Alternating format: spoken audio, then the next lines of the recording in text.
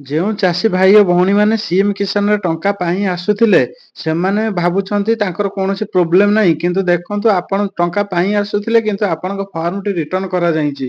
ଲେଖାଯାଇଛି ସେଥିରେ ଦେଖନ୍ତୁ please re-register on the CM Kisan portal.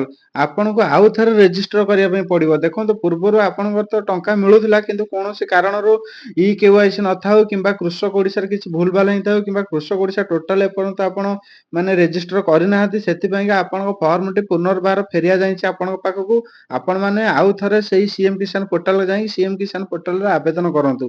ଆପଣମାନେ ଜାଣିନାହାନ୍ତି ଆପଣଙ୍କର ଫେରିଛି କି ଫେରିନାହିଁ, ତ ସେଥିପାଇଁକା ଆପଣଙ୍କୁ ସିଏମ୍ କିଷାନ ପୋର୍ଟାଲ ଭିଜିଟ୍ କରିବା ପାଇଁ ପଡ଼ିବ ଏବଂ ଆବେଦନ ସ୍ଥିତି ଉପରେ କ୍ଲିକ୍ କରିକି ଆପଣ ଆଧାର ନମ୍ବର କ୍ୟାପ୍ଚା ଫିଲ୍ କରିକି ଆପଣ ନିଜ ଷ୍ଟାଟସ୍ ଦେଖିପାରିବେ। ଯଦି ଷ୍ଟାଟସରେ ଏଭଳି ରେଡ୍‌ର ଆସୁଛି application detail provide insufficient please re-register the CM Kisan portal, ତାହେଲେ ଆପଣଙ୍କୁ ଆଉ ଥରେ ରେଜିଷ୍ଟର କରିବା ପାଇଁ ପଡ଼ିବ। ହୁଏତ ଆପଣଙ୍କର କିଛି ଗୋଟେ ଭୁଲ ଥାଇପାରେ, ସେଥିପାଇଁ ଆପଣଙ୍କର ଫର୍ମଟି ଫେରିଆ ଯାଇଛି। ଆପଣ ତୁରନ୍ତ ଏବେ ଏବେ ନିଜର ମୋବାଇଲରେ ହେଉ କିମ୍ବା ଜନସେବା କେନ୍ଦ୍ରରେ ହଉ ଆପଣ ନିଜ ଷ୍ଟାଟସଟି ଚେକ୍ କରନ୍ତୁ। ଭିଡ଼ିଓଟି ଭଲ ଲାଗିଥିଲେ ଚ୍ୟାନେଲଟିକୁ ସବସ୍କ୍ରାଇବ୍ କରନ୍ତୁ ଆଗକୁ ଆସୁଥିବା ନୂଆ ନୂଆ ଭିଡ଼ିଓ ଦେଖିବା ପାଇଁ ଏବଂ ଭିଡ଼ିଓଟି ସମସ୍ତଙ୍କୁ ସେୟାର କରନ୍ତୁ।